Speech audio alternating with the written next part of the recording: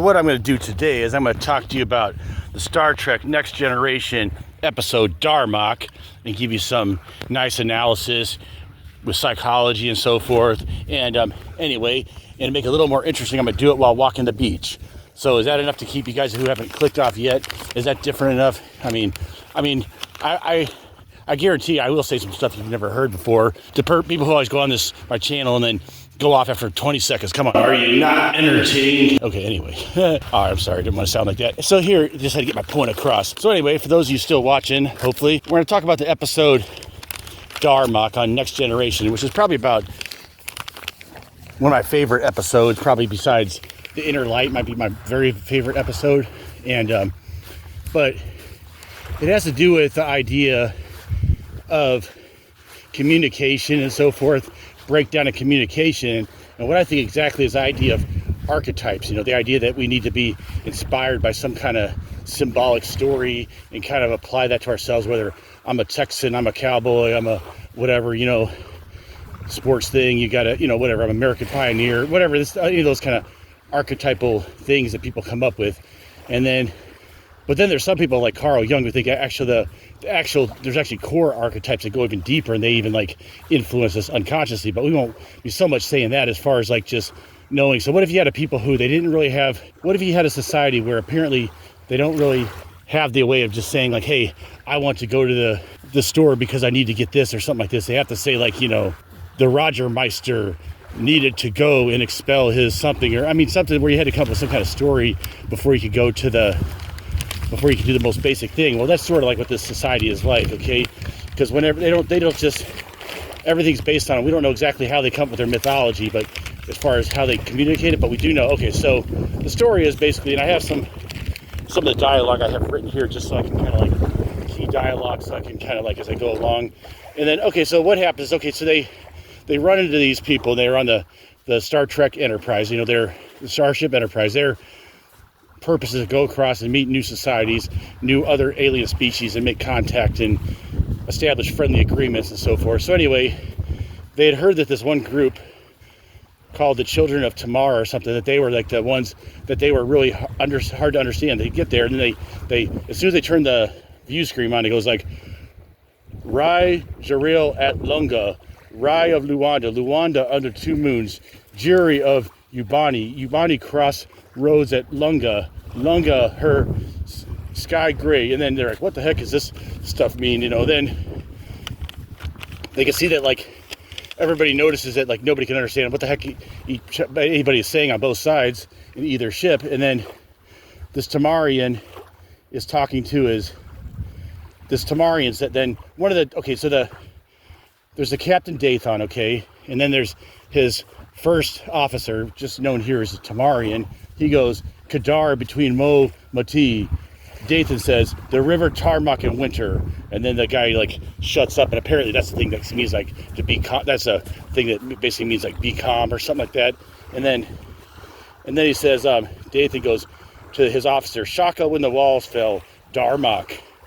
So we know later on that Shaka when the walls fell is a thing that you say whenever you get a situation of defeat or failure. We don't know exactly, we have no idea who Shaka was and what the walls were, but that's the thing we find out later in the episode. And then he says Darmok, and then the first officer doesn't like that. Darmok? He says in kind of in a question type thing. Rai and Jirai at Lungha. So okay, so he's like, no, I think we should use, he's saying Darmok, the other guy is saying, no, this other story is more appropriate. And then anyway, they mentioned a couple other things through there, but basically what happens at this one, what happens is Dathan says Darmok and Jalad et Tanagra, you know, emphatically says that, the captain, and then the first officer shuts his mouth, and then all of a sudden they beam both the captain and Captain Picard onto this planet. Now they're on there for a while, and during this, Picard doesn't know like what he really wants to, what the captain wants to do. He thinks the captain wants to fight him. He puts out like a knife and stuff and tries to like, you know, says, hey, Timba, which we find out later means like to take. Timba, so there was somebody who, Timba his arms wide. And then, so anyway, the captain thinks, oh, this is just, you know, this guy wants to kill me. He's like, no, I'm not going to fight you and so forth. And then we have some other stuff that's going on the Enterprise where they attempt to rescue the captain and almost get blown up. And basically, mostly what they do just serves to like kind of give us some more information, discussion about, you know, exposition, saying like, oh, you know, so they relate Picard, or like Troy and Data, they're talking, they say, okay, so we know this Jalad, and they're at this Tanagra, but if we don't know what, so they use this mythology to communicate, but unless you knew the context, what does it mean? And then, so it turns out then they have like, at some point, this beast, this weird kind of like alien creature that can kind of like shapeshift or kind of like go, kind of like fade, you know, just fade in and out, kind of like where you can't see him in flashes. Anyway, Picard realized, oh no, that's what it is. They're supposed to fight this beast. That was the idea, because he kept mentioning the beast. He kept saying, the Dathan said, the beast of Tanagra. So they go down there, and unfortunately, at the same time they're trying to fight this guy, the Enterprise tries to beam him away, which actually causes like it causes Dathan to get like mortally wounded, but he's still alive for a while. And then as he's like there dying later in the night, like Picard's trying to talk to him, still trying to figure out this language and stuff, and he says like, what does that mean, fire, Timba? Oh, and then he says, Uzani, his army at last year, his army with fists closed. It's, okay, well that was the thing. Okay, I kind of jumped ahead of myself. That was the part where they were fighting. He mentions this guy called Uzani, and he says, oh, it's about luring the idea of luring the enemy in, like with their fist open, and then a fist closed, the strategy. But then later on he goes like, Timba, he says, Tanagra, oh, on the ocean, an island. Timba is, oh, and then he realizes, oh, Tanagra represents the planet, actually. It's an island, so it actually represents, he says, you wanted this to happen to us. And he says, that's how you communicate, you know, through this. And then he goes like,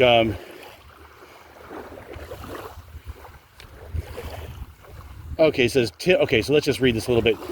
Picard goes, Timba, his arms wide, give me more about Darmok on the ocean.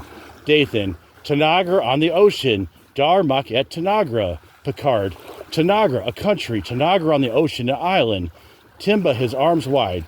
So as you notice, by this point, the captain realizes Timba, his arms wide. That's how you get more information about this myth that he's trying to find out.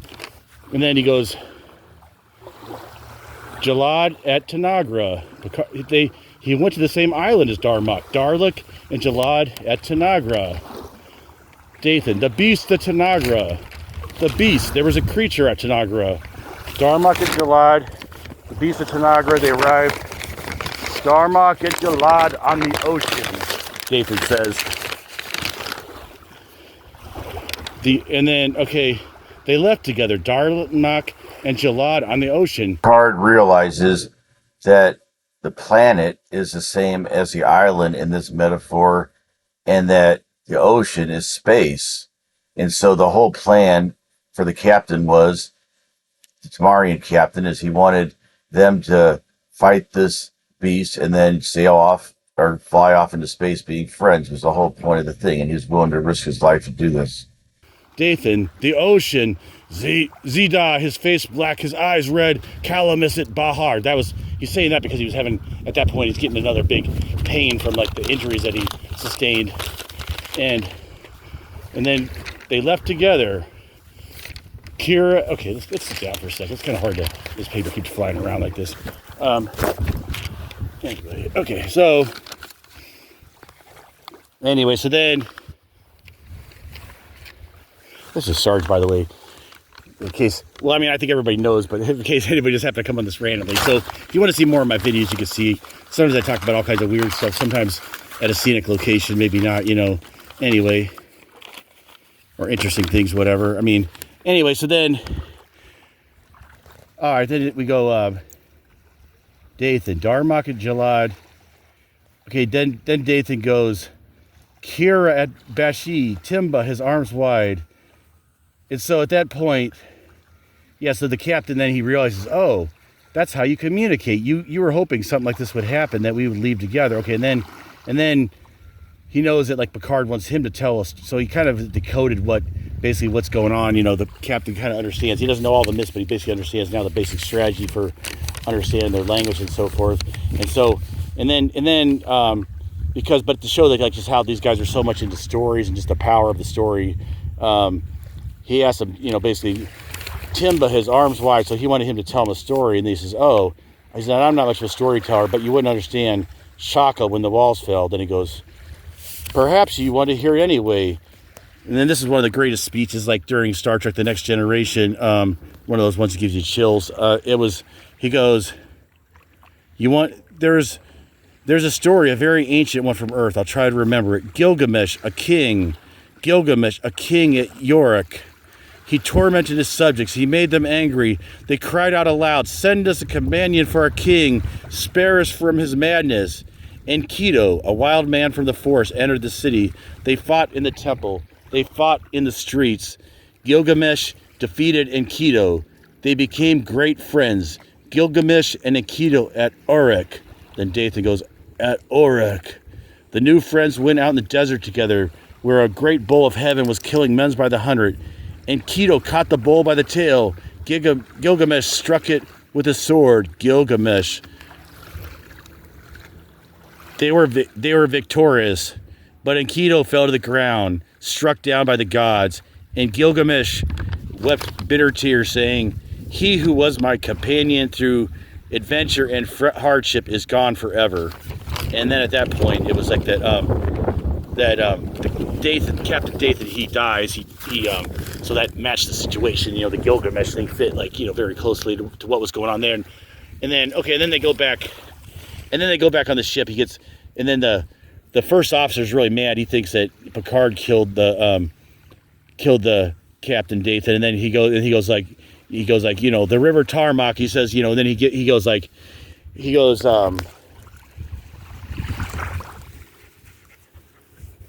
Darmok and Jalad at Tanagra, the beast of Tanagra, Uzani and his hordes, Shaka when the walls fell. And then at that point, the first captain, the first officer, and then the other guy standing there, they all kind of did it, hung their head in kind of grief, and they did some kind of ritual where they pulled out their dagger and kind of did it against their did it against their thing. Did against and kind of pushed it against their face. It's kind of like a ritual. And then you have and then Picard says Timba, or he lifts it up and here's he has a captain's log, and then the first officer who's now the captain, he beams over that captain's log, and then he looks at it, he goes Picard and Dathan at El Drill. So now that story of what happened has now been added to their mythology, and then they sail off. Mira, his sails unfurled. Okay, so they go off, and then. But anyway, so it was the idea of people that were so caught up in their mythology that they couldn't really self-identify, and you kind of wonder what that might be. I was trying to imagine maybe they don't really have the ability to say let's go to the store. They have to give some kind of analogy, but then how do they find out those stories? Maybe they have to be acted out someplace by somebody. Maybe there's a thing where maybe they can say such and such went there, and they can tell the whole story. That's fine, a narrative. Maybe that's they have no problem doing that. But then when they actually go to act, maybe that's when they actually have to come up with this story, because you can imagine maybe you can't even say okay, I need to wake up, go to school or whatever, go to work, buy some food on the way home or whatever, all this logic stuff. It's just but then it's maybe they have a hard time making those kind of decisions, and then it's okay, Darmok and Jalad at Tanagra. So a person come up with this, and it's the whole idea that a lot of times in Jungian psychology, you have the idea that archetypes are part of our collective unconsciousness, and in some ways we're always a lot of us are kind of acting those out, and it gives us a sense of coherence, of knowing okay, this is exactly who I am. Because you ever notice if you really can be confident that okay, whatever, in who you are, your place, you're with a group of friends, maybe you're confident, you think okay, they all like you, you're not whatever, you don't have to, whatever, you feel comfortable, you can really act like yourself. Well, an archetype would also allow a person to act like that, just to act basically without any really self-doubt and stuff like that. Maybe that's sort of how they have to see it.